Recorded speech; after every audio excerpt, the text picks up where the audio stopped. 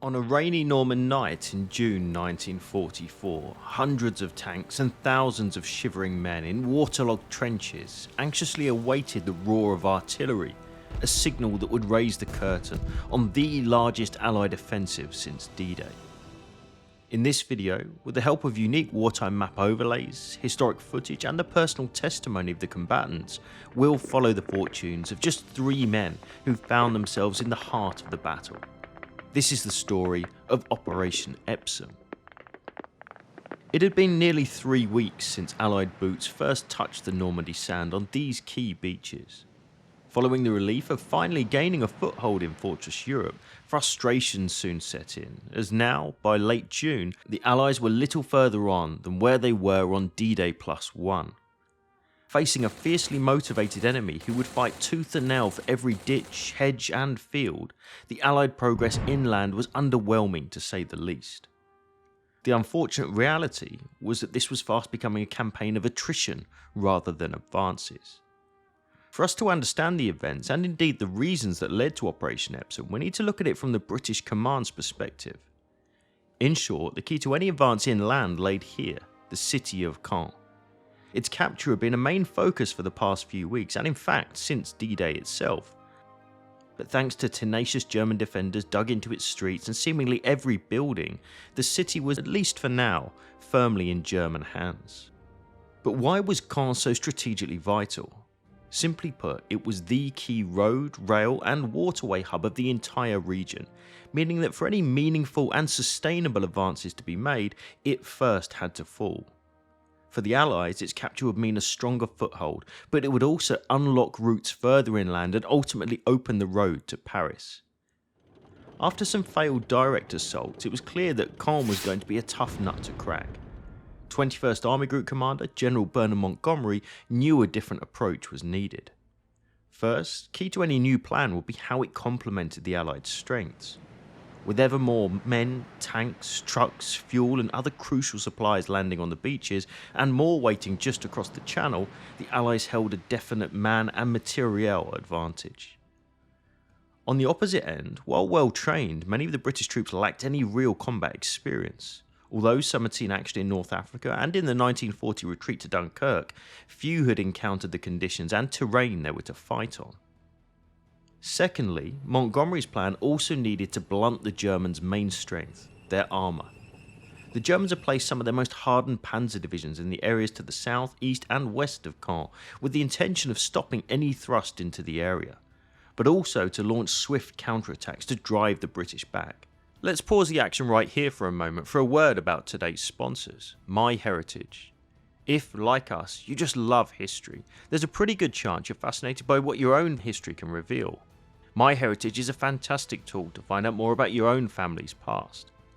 I've been using this resource for a while now, and the Family Tree Builder was a real standout for me. By creating your own family tree, and using the Instant Discoveries tool, MyHeritage will automatically link to other members' trees with common ancestors further up the chain, unlocking huge amounts of new information about long-forgotten relatives. It really is very impressive, and with 33 billion digitised records to choose from, there's always more to find out. Another really interesting feature is the image colorization and enhancing tool, which allows you to breathe new life into old photos, like this one of my great-uncle George, who was lost in Operation Martlet just a few days before Epsom began. So, if like me, you find family history endlessly interesting, why not check out MyHeritage? With a 14-day free trial using the QR code on screen or the link in the description, there's a whole world of information out there just waiting to be found. So, back to the story. Finally, on the morning of the 10th of June, Monty presented his plan. The British were going to continue piling the pressure on Caen, but this time by outflanking the city to its west. It's here in the relatively flat countryside around Thieu where the Allies would target their latest operation. With existing roads and bridges providing much needed infrastructure, the British could rapidly push towards the Orne River. This was of course all on paper. With no time to waste, Operation Perch, Monty's first attempt at outflanking Caen, was launched a mere 48 hours later. Encountering unexpected German armoured divisions, sprinkled with some questionable decisions, Perch would end in failure. With this failed operation, as well as a storm over the English Channel, any hopes of regaining momentum were stopped. Allied command was now worried that this untimely delay would give the Germans time to assemble their own units and launch a major counterattack. It turns out that that fear was justified. Allied intelligence picked up panzer divisions on the move, with the notorious 2nd SS Panzer gradually amassing alongside the 9th, 10th and 12th SS Panzer divisions. An attack was coming. Not to give an inch or initiative, Monty had to stay on the front foot. Enter Operation Epsom. But what was the plan exactly? Well, in short, Epsom will be launched here, from the small village of Le Mesnil-Patry, just outside Thieu, with this very railway just south of Bretteville serving as the starting point. British 8th Corps and 11th Armoured Division would proceed to capture Thieu and then follow these two highways and drive all the way to these key crossings over the Orne River. If the bridgeheads were captured, it would quite simply spell disaster for the Germans defending Caen. Not only would they risk encirclement, but they would also be cut off from receiving any supplies. Now that we understand the outline of Epsom, let's look at what the advancing units would be facing, starting with the Eastern Highway, which had 3 clear objectives and obstacles. Moving further along from the start line, we come across the San Manvieu Railway, the first major obstacle. Running the entire length of the planned advance route, it could only be crossed at specific points. The Colville crossing was one of them. It was in effect a tank trap due to its narrow nature and the steep embankments surrounding it. This meant that only a single vehicle could cross at any one time, not only painfully slowing down the advance, but also opening up opportunities for targeted enemy fire. Once this railway had been crossed, the leading elements would trundle along this exact route to the Odon River, where the Tourmanuville crossing needed to be captured and held. If all went to plan, the Allies would find themselves at the foot of the final major objective, Hill 112. A piece of high ground that dominates the surrounding area with excellent views over the Eastern Highway. Of course, this would only be one of the routes. Turning our attention to the Western Highway, we can see it too featured 3 key obstacles, with the Gavrus crossing over the Odon and Hill 113 being of particular importance. But before Epsom could be launched, some groundwork was first needed. On the 25th of June, Operation Martlet launched to capture these heights outside Fontenay and Roré, effectively eliminating the threat of flanking enemy fire. This too would fail, leaving the British western flank highly exposed. With the failure of Martlet and the increasing pressure on both battlefield and high command, there was no choice but to proceed with Operation Epsom as it was originally planned. Now, how exactly were the British planning on launching Epsom and achieving all their objectives? Well, the plan was simple. The opening moments of Epsom would be led by an intense 10-minute artillery bombardment of over 900 guns, including some battleships off the coast. After this opening salvo, and with hopefully all enemy strongpoints neutralised or at least suppressed, the Allied artillery would creep forward 100 yards every 3 minutes. Spearheading the advance would be the 44th Lowland Infantry Brigade of the 15th Scottish Division, with whom our focus will lie. For most, Epsom will be their first time in action. Amongst the 15th was 22-year-old London native Lieutenant Robert Walcombe of the 6th King's Own Scottish Borderers. A third-generation soldier in this very same unit, with his uncle and grandfather having served in it during the Great War, he had enlisted in 1941. During Epsom, his unit would be used as a reserve for 44th Brigade. Elsewhere on the battlefield was Major William Bill McKelwey, serving in the 2nd Battalion Argyll and Sutherland Highlanders. He would lead B Company during the push towards the Gavrus crossing. On the early misty morning of the 26th of June, men held their collective breath as they waited anxiously for the barrage to begin. This nervous night was made all the more unbearable when the heavens suddenly opened, turning the cornfields they were to advance across and their trenches into mud baths. Not only was their advance now an even more painstaking prospect, but more importantly, the sudden deluge had effectively grounded all aircraft, leaving the first waves to assault without any air support. Anxiously waiting on the start line was Robert Walcombe. He recalls the minutes leading up to the barrage. Everyone was admirably controlled, but there was an air of tension as we waited for H-hour. Green camouflage cream was shared out in grubby palms and smeared over our faces. Weapons were carefully cleaned and oiled, magazines loaded and bayonets fixed. As soon as the minute hand on my watch touched 7:30 a.m, 900 guns of all calibers, topped by the 15-inch broadsides from the distant battleships laying off the beaches, let loose their inferno. Concealed guns of the Royal Artillery opened fire from the fields, hedges and farms in every direction. It was like a roll of thunder, only it never slackened. Then the order came. The battalion will advance. We rose and moved across the wide fields of ripening corn which rolled away in front of us, the mist already lifting to an overcast day of low cloud. There was nothing for it but to walk forwards, all the time realising that a good burst from a hidden machine gun would have finished the lot of us. Supported by 2 squadrons of 9th Royal Tank Regiment, Waltham and the rest of the borderers would make their way to the left of Chur. Their objectives were to capture San Manvieu and then finally the small hamlet of Le Gaulle, just a short way up the road. Caught in the very centre of this hellish initial barrage were the youngsters of the 12th SS Hitlerjugend Division. Their commander, SS Standartenführer Kurt Panzer Meyer, describes the fury that was unleashed. The earth seemed to open and gobble us all up. All hell had been let loose. I lay in a roadside ditch listening to the noise of the battle. There was no let-up in the artillery barrage. All telephone lines had been destroyed and communications with divisional headquarters and the units at the front no longer existed. My ears tried unsuccessfully to analyse the sounds of battle, and all I heard was the permanent spitting, cracking and booming of the bursting shells, mixed with the noise of tank tracks.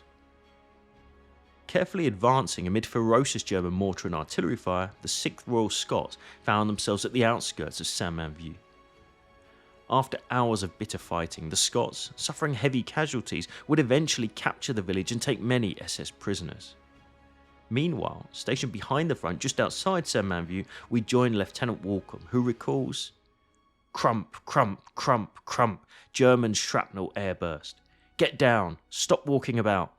We lay for about 10 minutes, watching the airburst over some tall trees in the orchard. More appeared over Normandy. Then stray figures in battle dress materialised out of the mist, coming back from the battle, each with level bayonet prodding 2 or 3 helmetless and sullen bewildered youths in grimy camouflage smocks and trousers. They held their hands in a resigned and tired way above their blonde heads. A miracle anything could have lived through that stunning bombardment they had taken. While spending the day as a mere spectator to the unfolding carnage, Waltham and the rest of 6 KOSB would be called into San Manvieu. Advancing across the cornfields, they would mop up any remaining groups of Panzer Grenadiers. Upon entering the village, the real work now started. Enemy trench systems and dugouts scattered among the ruins of the village streets needed to be cleared. For the Scots, it had been an exhausting day of fighting, but they were finally relieved.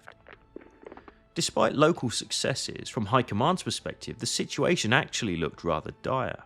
Fierce German defences in and around Chur meant that by the time darkness fell, only a part of the village was captured, a far cry from the opening up of the highways and reaching the Odon River. But it was not all hopeless, as late in the day some small forces were able to move past the town. To the east, the Gordon Highlanders reached the Colville crossing, with the Highland Light Infantry capturing the small hamlet of Haut-du-Bosc. With none of the first day's territorial objectives gained, the pressure though was mounting. A rapid piercing advance was now needed to open both highways. Leading the charge down the western highway would be the Highland Light Infantry's 10th Battalion. Their objective? Take the Granville crossing. Supporting them were the Churchill tanks of 7th Royal Tank Regiment's C Squadron. Once these crossings were taken, the boys of the 11th Armoured would continue driving deeper into enemy territory. Standing in their way to the crossing was 25-year-old Hauptsturmführer Hans Siegel, an experienced veteran of the Eastern Front who'd seen multiple actions, including the Third Battle of Kharkov. Commanding a company of the 12th SS Panzer Division armed with 4 Panzer IVs, he had placed his troops in this very field directly overlooking the HLI's advance. Siegel's position, captured here via aerial reconnaissance image at the time, overlaid onto the modern map, was well chosen, and it struck the perfect balance between a great field of fire and excellent cover. Sweeping down to his point of view and switching to the drone, we can clearly see Haut-du-Bosc with its prominent water tower, Siegel's field of fire and the well-concealed positions, and crucially, this small turn in the road which forms part of the Western Highway. With his men laying waiting, with hearts racing in anticipation, the leading Allied tanks and infantry came into view. Siegel recalls what happened next. Accompanied by tanks, we let their attack come close, and then at a short distance aimed concentrated fire of 4 machine guns at the massed attackers. We had fired with our Panzer's main guns until the enemy tanks came forward attacking with a second wave. Again, we achieved full success without losses of our own. The enemy tank crews bailed out in panic from burning and exploding tanks. The rest of them turned away, and with them, the infantry disappeared behind the hills. At approximately 10:30 am, a fourth wave attacked. This time it appeared there were more tanks against us. The same drama as before repeated, but during the frontal tank duels, an anti-tank shell ripped open the floor of my Panzer from the right. A lone Sherman had sneaked in close, and our tank quickly became engulfed in flames. Hatch covers flew open, our gunner bailed out to the left in flames, the loader out to the right. I went to get out through the turret's top hatch, but bumped heads violently with the radio operator, who could not open his own hatch as the Panzer's barrel was blocking it. Despite the loss of our tank, this attack was also repelled, and the excitement of the combat had everyone in its grip. When the guns finally fell silent, Siegel's unit had destroyed 37 tanks, with his Panzer alone knocking out 11. Meanwhile, back in the village, the battered British were licking their wounds. Little did they know that the Germans were preparing a major counterattack. But where would they target this attack? They effectively had 2 options. 1. Bring in troops from the Rore Heights and push into Haut-du-Bosc, or 2. Move past the right of Siegel's position towards the Colville crossing. Siegel was perhaps in the best position to make this decision. After all, he was on the front line and could see the advancing British forces. Looking to his right, he could see a convoy of British vehicles advancing down the eastern highway towards the crossing.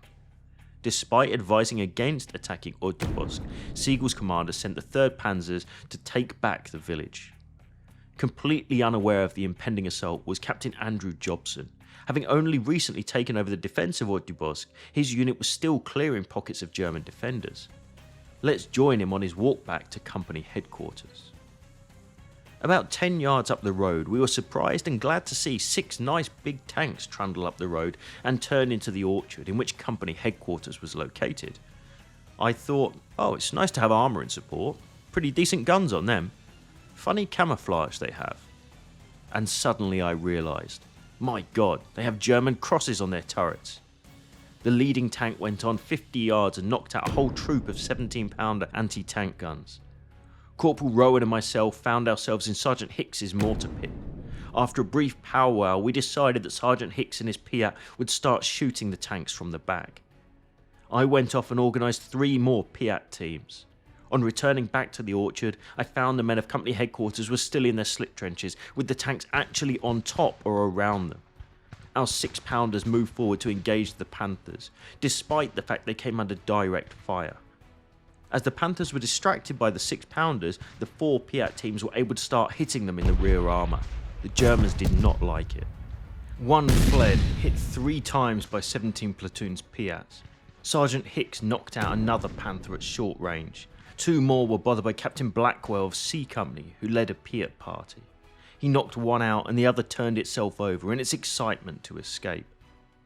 Sergeant Wilson's 6-pounder accounted for another when, to his own surprise, and everyone else's, the Panther brewed up after he hit it at 100 yards range. Hunting the crews was the next phase. An exciting sport it made. Thanks to the bravery and quick thinking of Jobson and his men, as well as anti-tank fire from Chu, the German attack had been repelled. But this was only the silver lining. Thanks to Siegel's gritty defence and the chaos of the counterattack, the British advance along the western highway had been stalled for the time being. However, to the east, things were looking much more promising. After struggling through Colville, the Argylls finally reached Tourville. Although it was patrolled by SS Recce troops, they offered little resistance and withdrew. By 5 PM, the Tourmanville crossing was in British hands and the eastern highway was officially open. The Orne River beckoned. Or so they thought. Standing between them and its banks was Hill 112. If this was not conquered, the British advance would be halted right there and then. Knowing this, the following morning, the 28th of June, saw the 23rd Hussars assault Hill 112 with their tanks.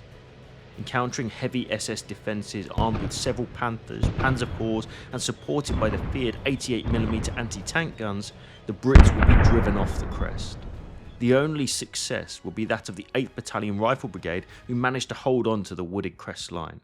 There will be no further advance in the eastern sector. It was clear that if any form of momentum, and in effect the hopes of reaching the Orme, were to be kept, the western highway needed to be opened up. In the first steps towards achieving this, 30 Corps successfully wrestled Rauray and the Heights away from the Germans, soon followed by the 15th Scottish Division capturing the Granville crossing and the village of Le Valtreux. At this time, forces stalled on the eastern highway now began to move along the steep Odon Valley to join up with those on the western route in the hopes of punching through. But the attackers still faced two key obstacles, the Gavrus crossing and Hill 113. It's here at the former where we rejoin Bill McKelvey and the Argylls. The issue here was the crossing created a bottleneck. The only bridge across the Odon River on the Eastern Highway and traversing its steep banks was to be found right here. In short, it was a single point of failure.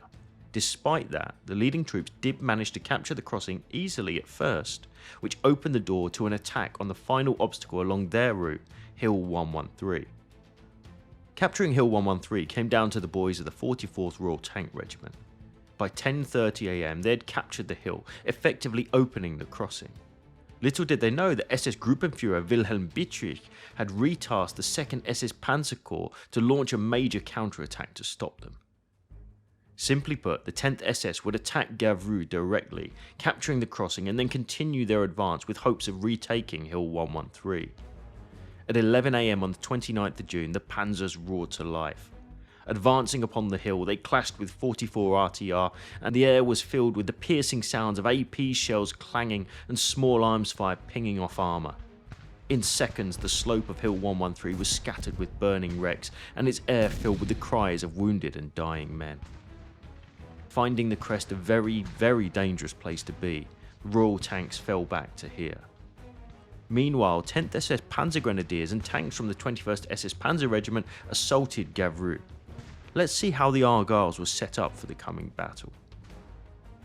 Defending the western approach of the Odon Valley was C Company.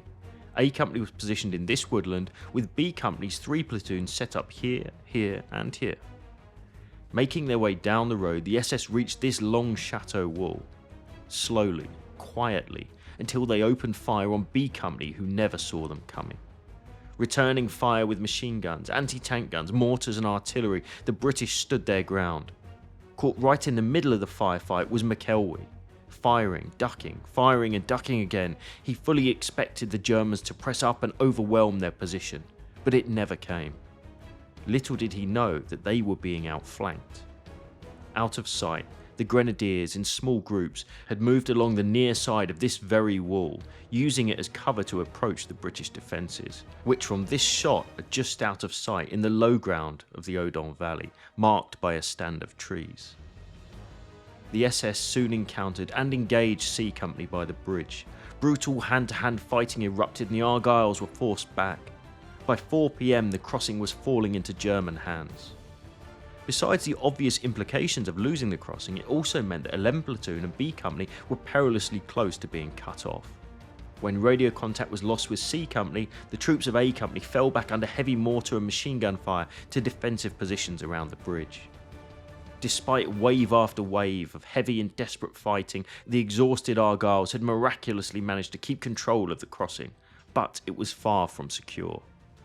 Suffering severe casualties, McKelvey became acting commander of the surviving troops clustered around the bridge. Shattered, exhausted and under constant fire, all they could do was hold on into the night. In the end, their hard-fought sacrifices were for naught, when at 9 PM an order to abandon the crossing and retreat came in. With troops seemingly unable to advance past Hills 112 and 113, control of the Gavrus crossing lost, as well as a major German counter-offensive building, Montgomery had no choice but to call off the operation. Although Gavrus would be the furthest the British would advance, the fighting would continue. Desperate to retake lost ground, the Germans launched counterattacks, and all action finally ceased on the 30th of June. So, Could the Allies call any part of Operation Epsom a success? In truth, no. That objective of crossing the Orne River was destined not to be met. The Allied advance held, and at significant cost, with some 4,000 British casualties sustained in the attempt. If there was any silver lining for the Allies, it was reflected only in the losses inflicted on their increasingly hard-pressed enemy, which amounted to some 3,000 troops and 126 precious tanks. But with Epsom's failure, it was clear that any decisive breakthrough in this sector, at least for the time being, was some way off, and the battle for Normandy would go on. And what about the men who were in the thick of it all? Lieutenant Robert Walcombe, who joined the King's Own Scottish Borderers in the opening moments of their advance, would survive the war and enrol at the Old Vic Theatre School, becoming an author and playwright. As an author, he would publish his memoirs, Lion Rampant, as well as other military novels. He passed away in 1996, aged 73. Another veteran was Hans Siegel. On the final day of the war, Russian artillery would shatter his left elbow and his arm would be amputated. After being freed from Russian captivity, he went on to study at the University of Stuttgart and run his own architectural firm.